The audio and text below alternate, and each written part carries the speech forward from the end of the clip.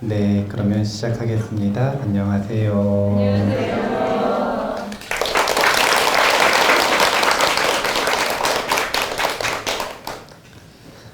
오늘은 향적사에서 하는 금강경 특강 12회차입니다. 유튜브 기준으로는 23회차가 될 거고요.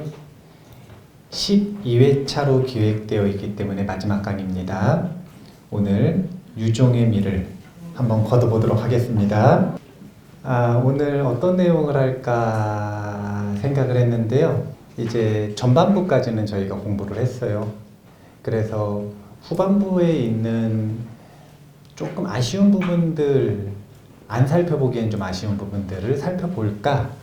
아니면 전반부 1년 동안 공부한 내용을 정리해 볼까 고민을 하다가 반반 섞어서 하기로 했습니다. 금강경이라고 하는 경전의 정체성을 생각을 해볼 필요가 있습니다.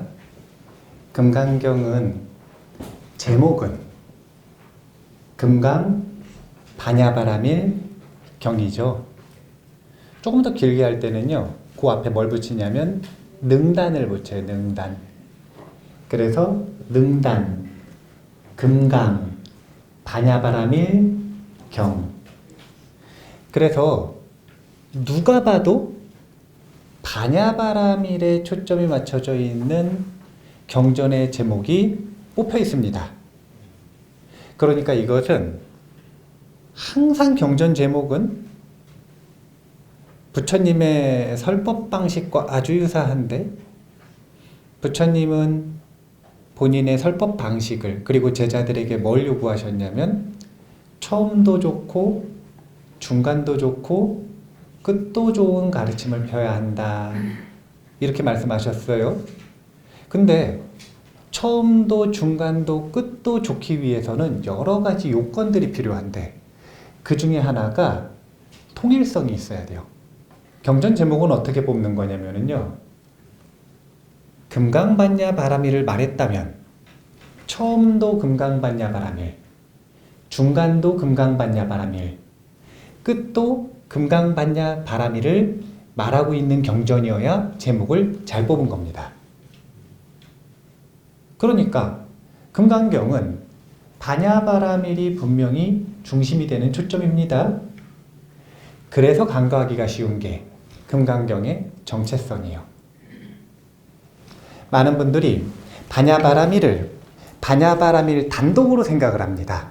그런데 이 금강경은 처음에 기획할 때부터, 결집을 시작할 때부터 무엇을 위한 교과서였냐면 보살승 운동을 위한 교과서였습니다. 이 보살승 운동이라고 하는 거는 도대체 뭔가, 후대에 이게 대승운동이 되는 겁니다. 그래서 대승불교의 입문서라고 하는 게 이 보살승운동, 금강경, 그 다음 법화경, 그 다음에 다양한 대승경전들, 대승방등경들이 태어난 다음에 이후에 다양한 논전들이 나오는데, 그 중에서 중요한 논전이 대승기신론이 나오는 거예요.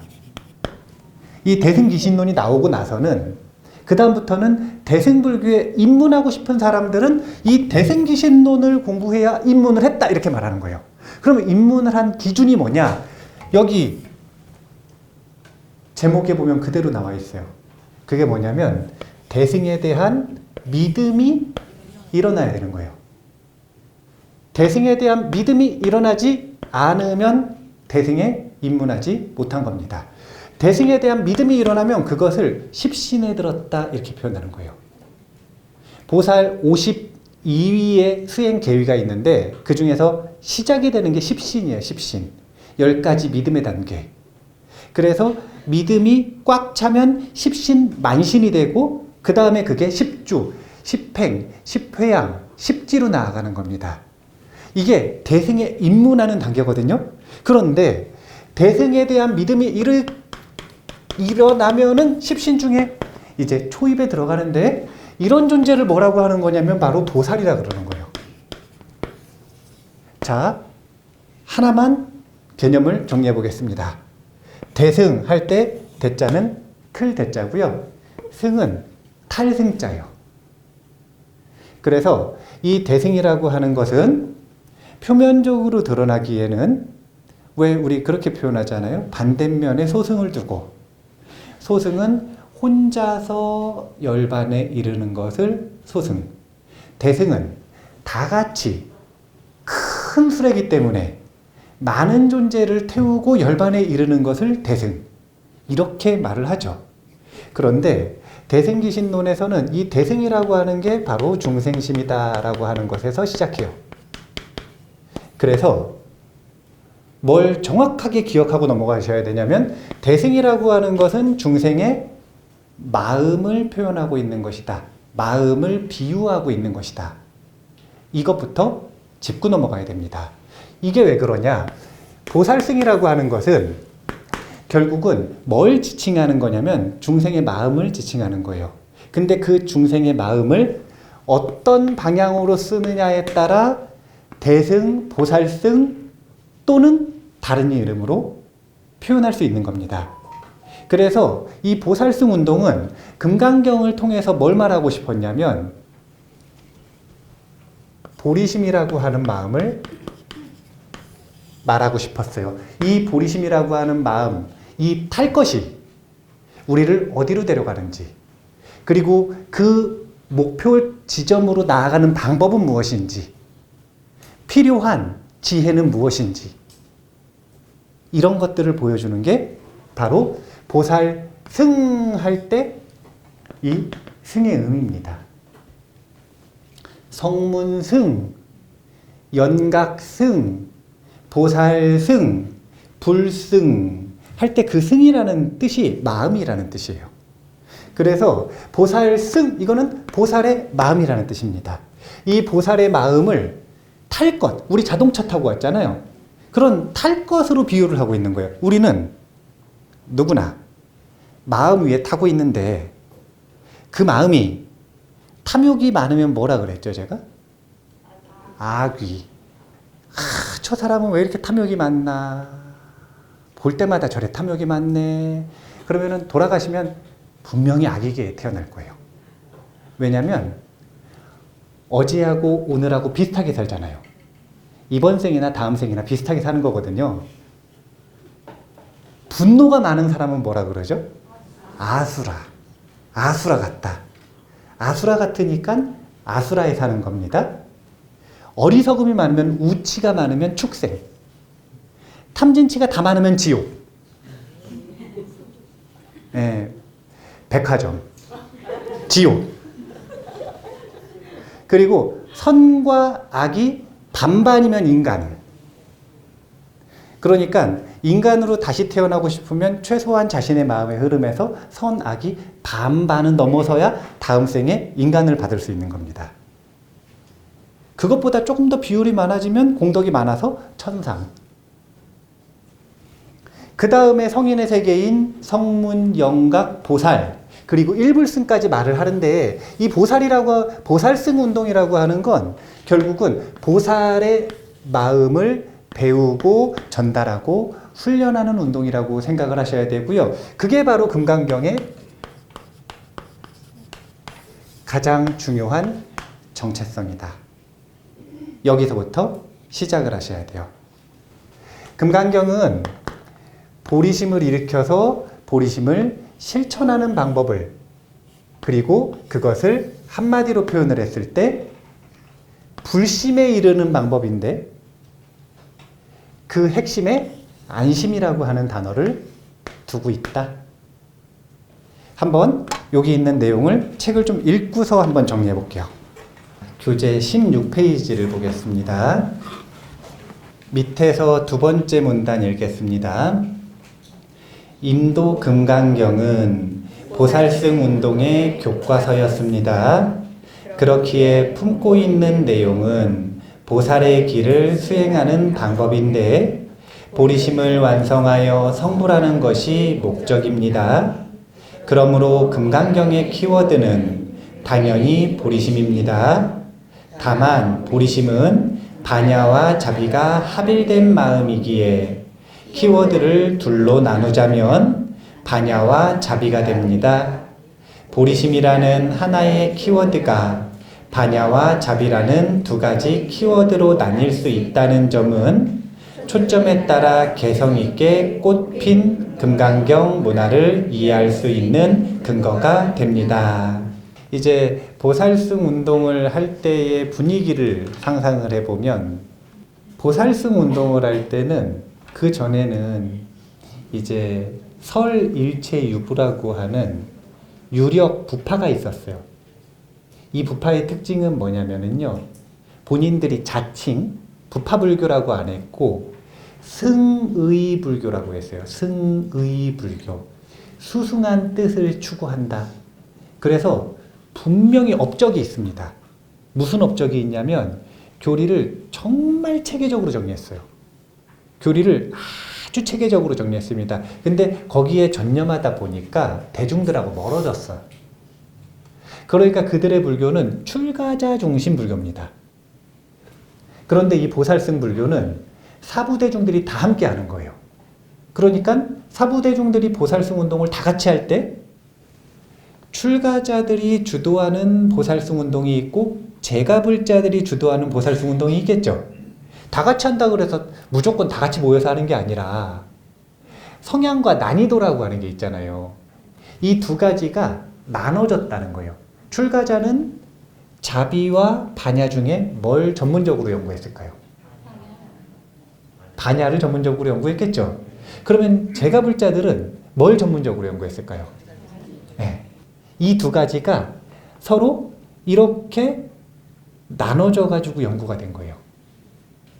근데 그러다가 나중에 보니까 이제 역사의 흐름 속에서 계속 그게 첨삭이 된다고 해야 될까요? 경전을 결집한다라고 하는 건 100년, 150년 정도 걸리는 일이기 때문에 그 100년, 150년의 세월 동안 첨삭이 계속되는데 뭐만 남은 거냐면 반야바라밀에 대한 내용만 남아있는 거예요. 자비에 대한 가르침, 내용들은 마치 묵음처럼 키워드나 주제로만 남아있어요. 그러다 보니까 인도에서 중국에 전달될 쯤에는 이미 그 가르침의 중심에 뭐가 남아있는 거냐면 반야바라밀이 남아있는 겁니다.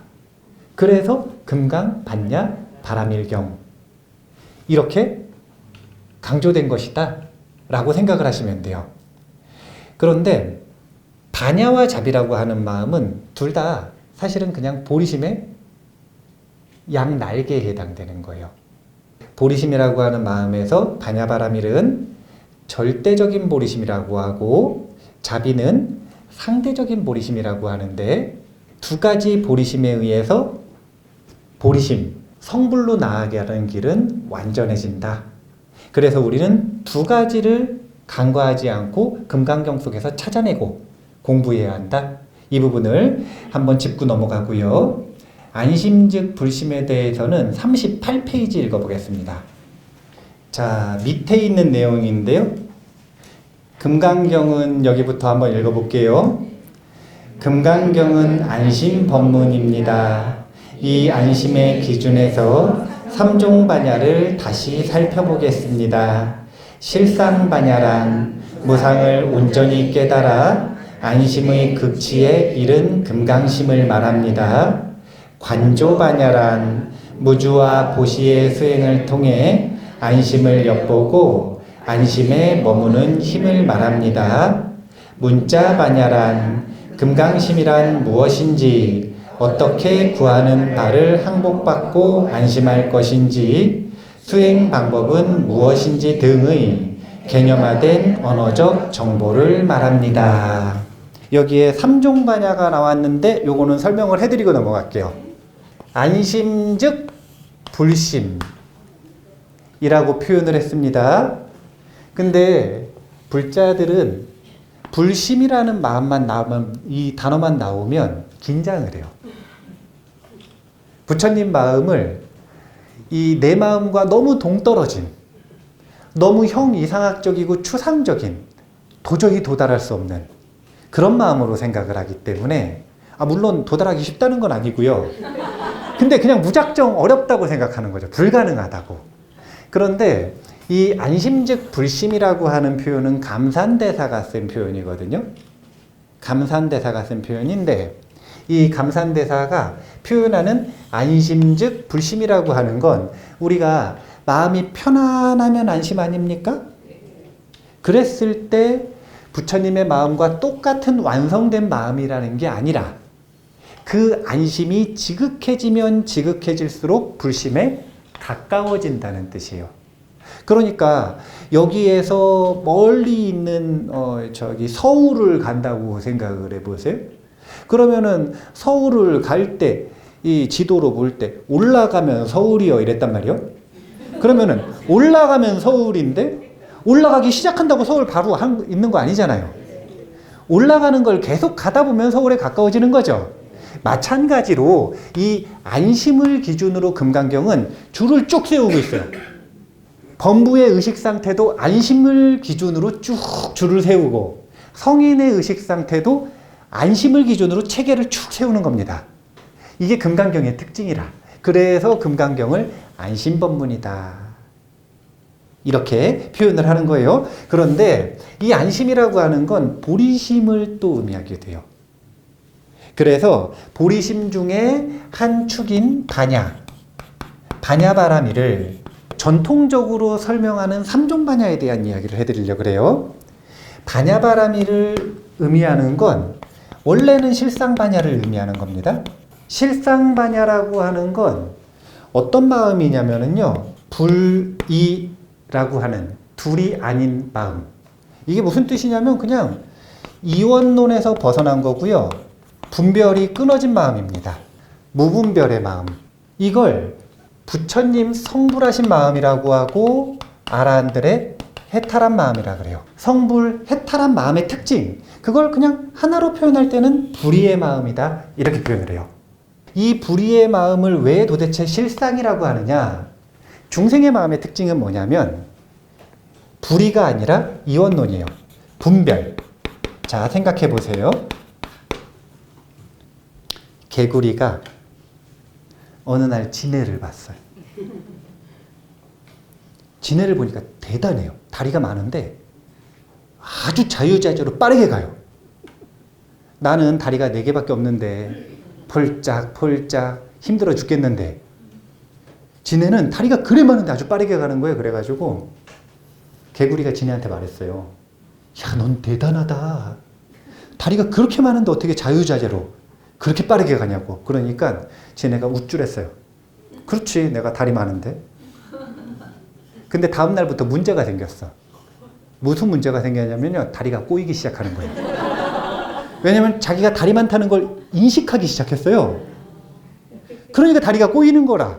전혀 인식하지 않았을 때는 자유자재로 무의식적으로 엄청 잘 움직였는데 의식하기 시작하니까 꼬이기 시작하는 거예요. 이게 뭐냐면 분별의 부작용이에요.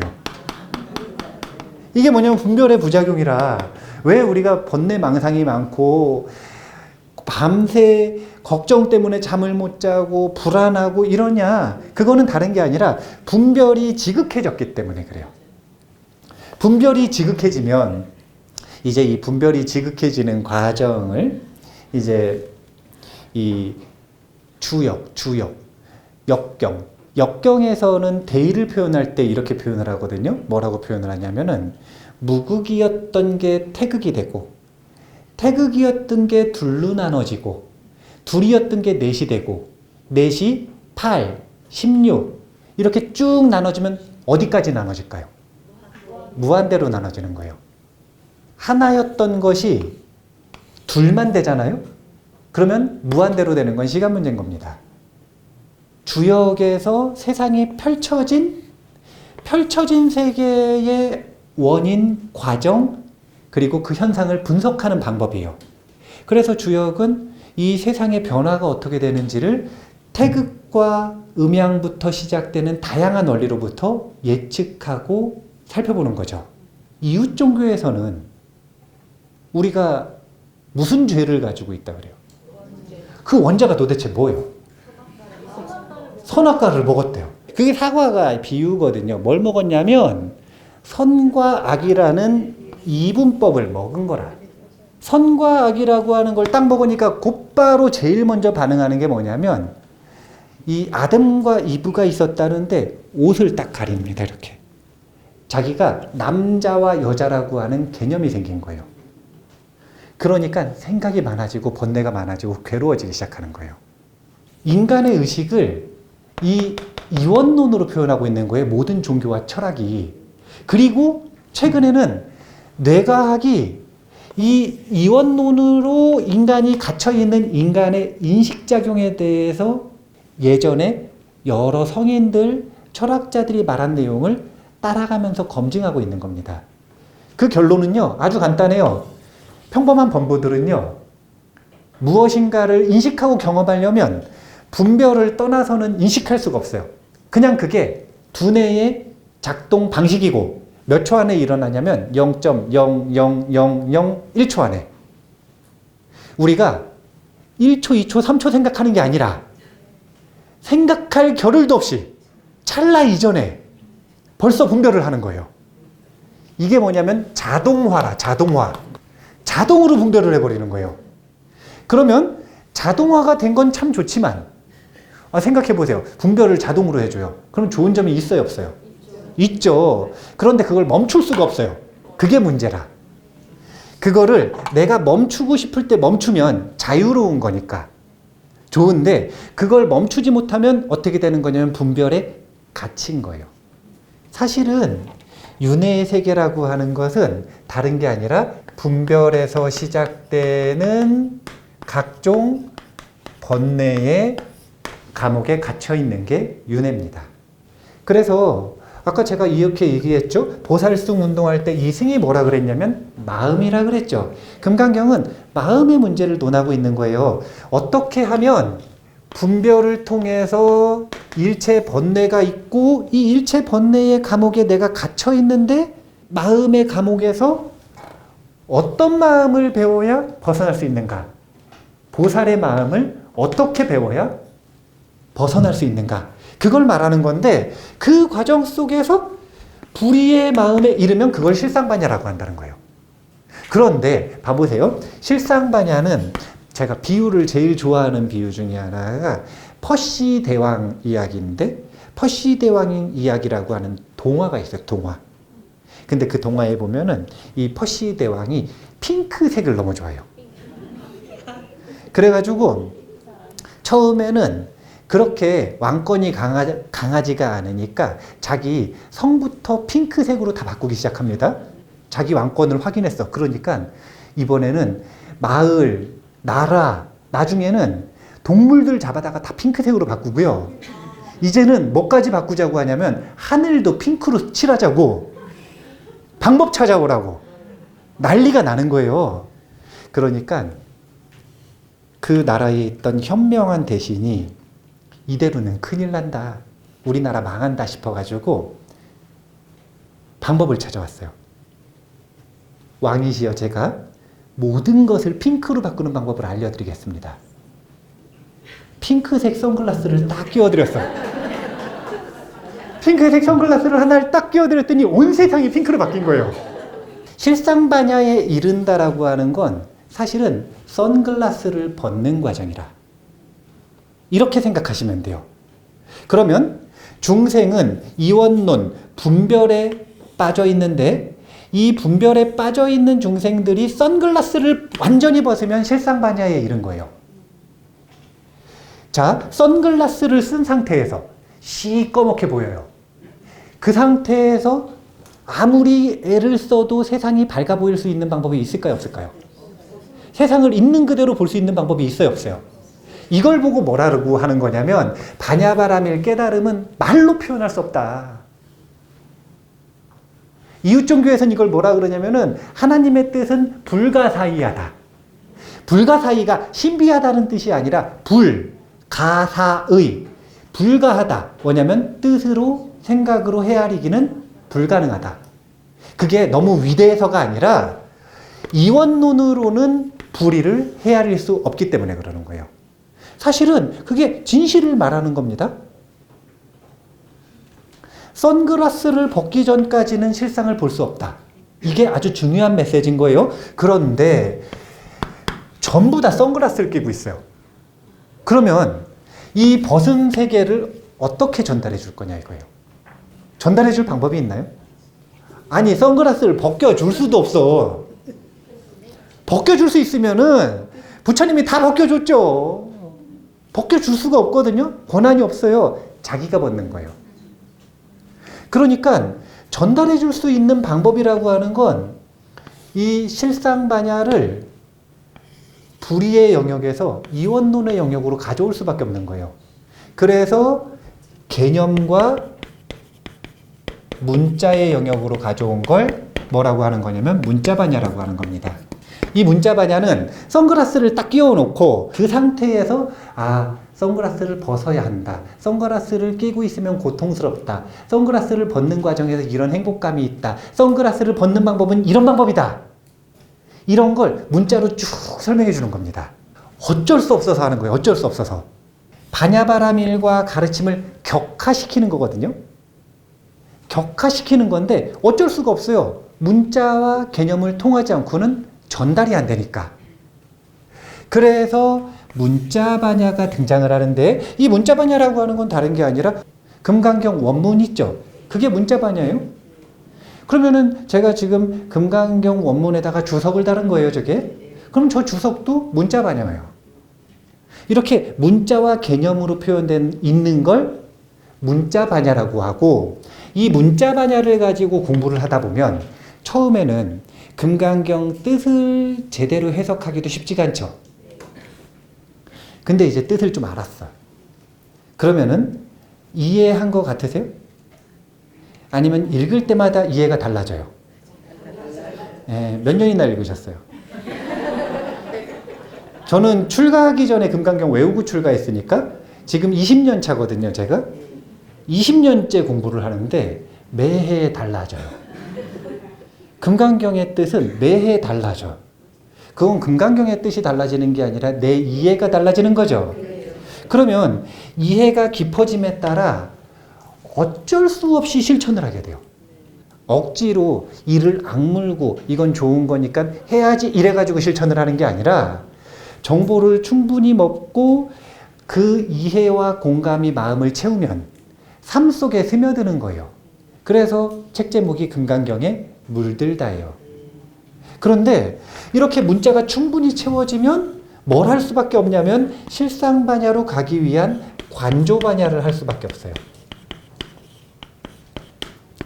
이 관조반야라고 하는 건 처음엔 이해, 그 다음에는 그 이해가 이치와 맞으면 지혜라 그래요. 이해와 지혜가 깊어지면서 실제로 실상반야를 엿보고 경험하기 시작하는 겁니다. 그리고 그것을 나타내는 지표가 바로 안심이라는 거예요. 그래서 안심 즉 불심이라고 한다. 비유 하나만 더 소개할게요. 문자반야, 실상반야, 관조반야를 비유할 때 이런 비유도 씁니다. 요거 달을 가리키는 손가락. 그러면 저게 달이라고 생각을 해보시면 제가 얘기하는 거예요. 저걸 보라고. 근데 저걸 보라고 문자반야잖아요, 이게. 손가락으로 저걸 가리키는데 저걸 봐야 하는 거고 절로 가야 하는 것이다라고 아무도 안 알려주면 그리로 가야 된다라는 걸 알아요, 몰라요? 모르니까 알려주는 거예요, 문자로. 그런데 많은 분들이 보라는 달은 안 보고 손가락을 본다 그래가지고 그거를 약간 비하하는 듯한 그런 해석을 많이 하시는데 그건 너무 당연한 겁니다.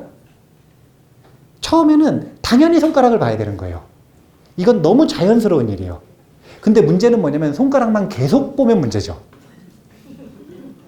그러니까 처음엔 손가락을 봐야 돼요. 왜냐하면 손가락이 어떻게 생겼는지 무슨 뜻인지 해석하는 과정이 필요하거든요. 그리고 그거에 집착을 하다가 계속 그걸 보고 공부를 더 하다 보면은 이 뜻이 아니라 저걸 보라는 것이구나 그러면서 슬쩍슬쩍 본단 말이에요.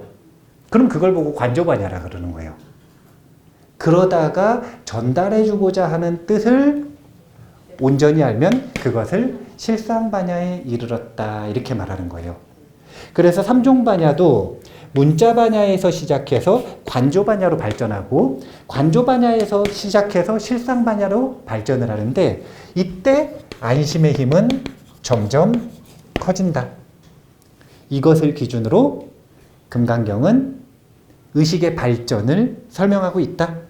이런 내용도 기억을 해두셔야 됩니다. 또 다른 키워드로 가볼게요. 이번에는 제가 반반 섞어서 한다 그랬잖아요. 과거신 불가득 부분으로 가보겠습니다. 아주 유명한 부분이죠. 자, 355페이지입니다. 이거 안 보고 넘어가면 아쉽거든요. 355페이지에 2년담 끝에 보면 지나간 과거를 붙들고 이렇게 되어 있는 데 있죠? 찾으셨어요? 그 부분 같이 한번 읽어볼게요. 지나간 과거를 붙들고 근심하지 말고 오지 않는 미래를 걱정하지도 말라.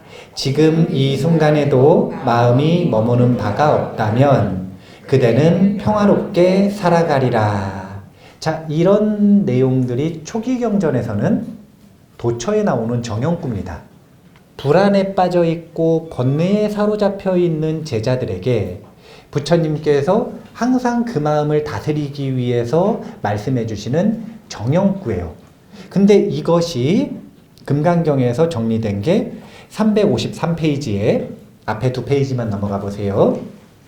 과거심 불가득, 현재심 불가득, 미래심 불가득입니다. 이제 금강경 좀 읽어봤다 그러신 분들은 금강경에서 가장 기억하기 쉬운 것 중에 하나가 이거 아닙니까? 과거심 불가득, 현재심 불가득, 미래심 불가득. 그런데 이제 제가 초기 경전에서 이야기하는 정형구를 여기다 연결을 시켜드리려고 하는 이유는 많은 분들이 자꾸 금강경 따로 초기 불교 따로라고 생각을 해요. 그런데 대승불교들 중에서 여러 경전들 중에서 가장 초기 불교에 가까운 게 금강경이에요. 시기적으로도 그렇고 형식적으로도 그렇고 내용도 그렇고요. 그래서 금강경은 초기 불교와 대승경전을 연결하는 교량 역할을 할 수 있을 만큼 아주 초기 불교의 정형구들을 많이 담고 있습니다. 자, 이 인연담 제가 간단하게 소개해 드릴게요. 혹시 그거 아세요? 제가 불자는 아라한이 될 수 있을까요, 없을까요? 자, 제가 불자는 아라한이 될 수 있습니까, 없습니까? 있습니다. 전형적인 이게 이 화두 중에 하나입니다. 초기 불교에서는 뭐라고 결론 지었을까요? 없습니다. 없습니다. 네. 제가 불자는 아라한이 될 수 없다. 이렇게 결론 지었어요. 근데 아주 예외적인 애매한 존재가 지금 바로 이 일화에 나오는 산따띠 장관입니다. 산따띠 장관. 이 산따띠 장관이라고 하는 이 존재가 장관 옷을 입은 채 아라한으로 열반에 듭니다. 그래서 그때 당시에 논란이 됐던 거예요. 제가 불자는 아라한이 될 수 없다고 했는데 저 존재는 장관의 옷을 입은 채 열반에 들었는데 그러면은 저 존재는 비구입니까? 제가 불자입니까? 이것에 대해서 인연담을 간단하게 요약해서 알려드릴게요. 원래 재밌는 인연담인데 산따띠 장관이 전쟁을 했는데 아주 큰 공원을 세운 거예요. 인도는 그때 보면은 재밌는 문화가 있어요. 이렇게 가장 큰 공헌을 한 존재에게 왕권을 줍니다. 근데 그 왕권이 중요한 이슈를 결정할 수 있는 권한은 아니고 뭐냐면 궁전에 있는 모든 재물과 인력을 사용해서 쾌락을 즐기거나 아니면 공양을 올려서 공덕을 지을 수 있는 권한을 주는 거예요. 그래서 한 일주일을 왕권을 딱 주는 겁니다. 산따띠 장관이 공덕을 딱 짓고 일주일 동안 잔치를 벌일 수 있는 권한을 얻었어요. 자기가 이제 왕같이 막 즐기니까 기분이 좋잖아요. 그래가지고 일주일 내내 술을 엄청나게 먹었어요. 엄청 그 나라에서 가장 아름다운 무희들과 함께 엄청 쾌락을 즐기는 거예요. 그래가지고 술이 잔뜩 채가지고 부처님 지나가시는데 탁발하러 지나가시는데 인사도 안 하고 그냥 가는 거예요. 그러니까 부처님께서 씩 웃으셨어. 그러니까 안한전자가 궁금한 거예요. 부처님, 저희 술 취한 장관을 보고 왜 웃으십니까? 그러니까 부처님께서 하시는 말이 저 장관이 저 옷 그대로 옷도 못 갈아입고 있다가 나한테 울면서 뛰어올 것이다. 무슨 일이 있냐면 산타띠 장관이 가장 아끼는 무희가 있었어요. 무희. 그래서 그날 그 가장 아끼는 무희가 공연을 하는 날이었습니다. 그래가지고 술에 잔뜩 취해가지고 그 공연 볼 생각에 사로잡혀서 부처님도 못 보고 지나간 거예요. 그런데 공연이 탁 시작이 됐는데 무희가 진짜 아름다운 컨디션으로 나와가지고 춤을 추는 거예요. 그런데 문제가 있었어요. 그게 뭐냐면 그 아름다운 컨디션을 만들기 위해 무희가 7일을 굶었어. 7일을 굶어가지고요. 어떻게 됐냐면은 속이 뒤틀려서 춤추다가 돌연사를 한 거예요. 산타띠 장관은 7일 동안 먹었었던 술 기운이 한순간에 사라져버리는 겁니다. 가장 아끼는 무희가 이유도 모르고 자신의 눈앞에서 그냥 쓰러져 죽은 거예요. 정신이 번쩍 들죠? 마음이 너무 안 좋은 거예요. 그래서 아직까지 본인에게 왕의 권한이 남아있으니까 대신들에게 물었어요. 나의 이 허망한 마음을, 나의 이 슬픈 마음을 위로해 주실 분이 누가 있는가? 부처님밖에 없다. 그래서 부처님께 찾아가는 겁니다. 그 옷 그대로. 그래서 법문을 쭉 들어요. 이제 인연담에서는 과거신불가득, 현재신불가득, 미래신불가득 이거 한마디 하신 줄 아는데 그게 아니라 법문을 쭉 듣죠. 그러다가 마지막에 결론적으로 355페이지에 제가 다시 읽어볼게요. 그 법문을 해주신 내용의 결론이 이거예요. 결론이. 그게 뭐냐면 그대는 그대의 괴로움을 소멸시킬 수 있는 유일한 사람에게 왔다. 그대가 헤아릴 수 없이 윤회하는 동안 그녀의 죽음을 보고 비탄에 빠져 흘린 눈물의 양이 저 사대양의 물보다 더 많다. 그러니 눈물을 멈춰라. 그러니까 마음이 이제 위로를 받고 일단 눈물을 멈춘 거예요. 자, 착각하지 마세요. 요 법만 하신 거 아닙니다. 안심시키는 법문을 이미 하셨어요. 그 핵심 내용이 이 내용이라는 거예요. 그리고 나서 마음이 안심해가지고 조금 평온해지니까 진리로서 법문을 해주신 게 바로 이 뒤에 지나간 과거를 붙들고 근심하지 말고 오지 않는 미래를 걱정하지도 말라. 지금 이 순간에도 마음이 머무는 바가 없다면 그대는 평화롭게 살아가리라. 이게 바로 과거신불가득, 현재신불가득, 미래신불가득의 법문의 원본입니다. 그러니까 어떻게 되는 거냐면요. 그 자리에서 산타띠 장관은 아라한이 됩니다. 그런데 아라한이 되자마자 알았어요. 뭘 알았냐면 자신의 수명이 곧바로 끝날 것이라는 걸. 그래서 부처님께 허락을 구합니다. 어떻게 구하냐면요. 제가 이제 반열반에 들 것 같은데 지금 이 자리에서 이 모습으로 반열반에 들어도 괜찮겠습니까? 부처님께 허락을 구해요. 그래서 아라한의 신통으로 야자수 나무 높이로 올라가서 그곳에서 자신의 몸을 자연발화로 태워서 열반에 드셨다라고 이야기를 해요. 이 사건을 가지고 제가 불자는 아라한이 될 수 있는가 없는가.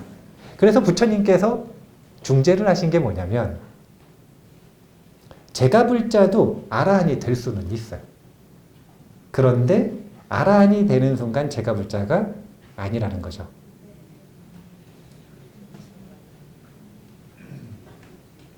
그래서 그때 나온 유명한 가르침이 장관의 옷을 입고 있더라도 모든 가래에서 벗어난 자, 모든 족쇄를 끄는 자는 비구, 수행자라 해야 한다. 또 반대로 이거 무슨 옷이라 그래요? 분소이라고 하잖아요. 우리는 이제 분소인은 아닌데 이거 시체 닦은 천 아니거든요. 저희가 새 천으로 했어요.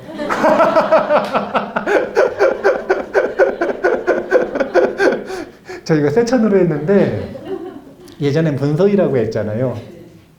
분소이를 입고 있다고 하더라도 마음이 가래와 집착으로 가득하다면 그는 출가자가 아니다. 이 가르침이 여기서 파생되어서 나오는 거예요. 그렇다면 제가 불자는 아라한이 될 수 있다는 거예요, 없다는 거예요? 아라한에 도달하는 순간 제가 불자가 아니다. 제가 불자가 아니다. 그래서 결론적으로 교리가 어떻게 정리가 됐던 거냐면 제가 불자는 아나함까지 될 수 있다. 이렇게 교리가 정리가 된 거예요. 네, 아나함까지 될 수 있다. 근데 어쨌든 지금 보면은 이게 아주 재밌는 이슈가 있는, 그런데 거기에 금강경에서 입장에서 볼 때는 과거 신불가득, 현재 신불가득, 미래 신불가득이라는 유명한 가르침이 있는 내용입니다. 자, 그러면 여기서 한번 생각을 해보죠. 자, 과거의 마음은 왜 붙잡을 수 없나요? 지나갔으니까. 그럼 미래의 마음은요? 네, 그렇게 이제 생각을 하는데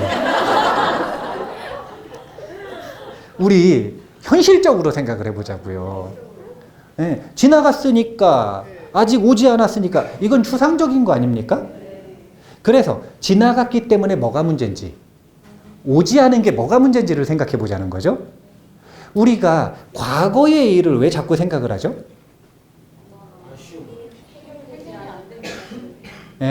좋은 기억도 물론 있지만 생각해 보세요. 나이가 많아지면 많아질수록 좋은 기억이 과거에 많이 나요? 안 좋은 기억이 많이 나요?